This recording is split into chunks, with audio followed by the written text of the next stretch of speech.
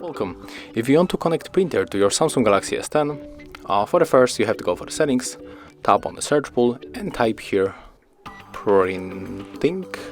Click on the printing in the connections, click here one more time and let's tap on the default print service. And right now the smartphone is looking for our printer and it connects automatically. So if you got any problem and your smartphone cannot find your printer, you have to go for the download plugin.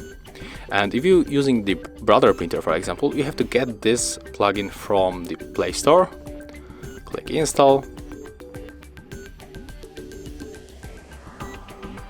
And right now when we go back to our printer, you will see here the brother printer service plugin. And since now your smartphone is going to find your printer, there is no doubt about that.